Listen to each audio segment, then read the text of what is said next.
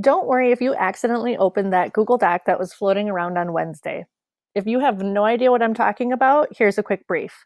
On Wednesday, a worm started spreading around Gmail that suggested to users a friend or a teacher was trying to share a Google Doc with them. It was a classic phishing scam where an attacker tries to gain information from your account by tricking you into opening something. If you opened that document, you were asked to grant permission for it to access information in your account. Did you do that? If so, we don't need to worry too much, but we do need to take some precautions to make sure that your account is safe.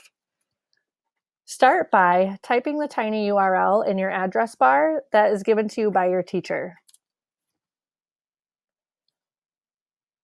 When you do that, it's going to take you to a page where you can manage your account settings. And if you scroll down, there will be a section called Connected Apps and Sites. Within that, you'll see a box called Apps Connected to Your Account.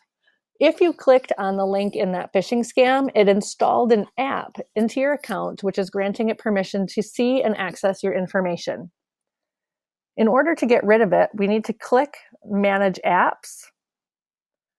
And in that list, we need to find the app that is currently accessing information in your account that we don't want to be there. You will notice that there are probably a number of apps that are already there, and those are most likely apps that you granted permission to access your account intentionally. So in mine, you can see things like Read and Write for Google, Screencastify, iOS. Those are all things that I wanted to have access to my account. However, if you clicked the phishing scam link, there will be an app in there that's called Google Docs and has the Drive icon that you can see here. You'll notice that it has access to Gmail and all of your Google contacts.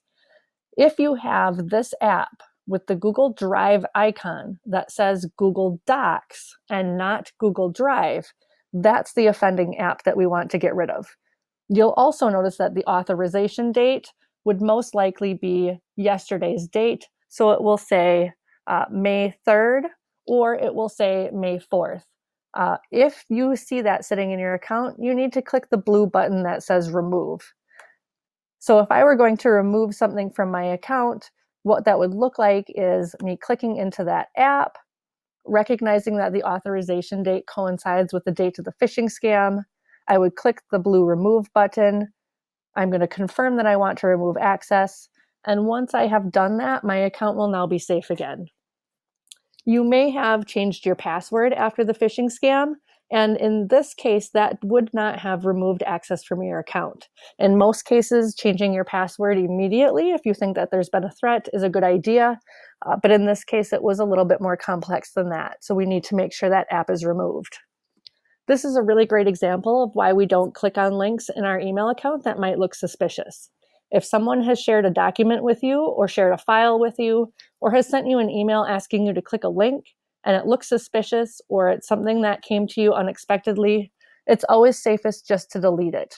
If it actually came from a real person and it's important, they'll resend it to you and they'll give you more information, or you can follow up with them in person and ask them if they did in fact send it to you, just to be on the safe side. If you have any questions, you can see the help desk in the high schools, or you can see a library media specialist or a tech integrator.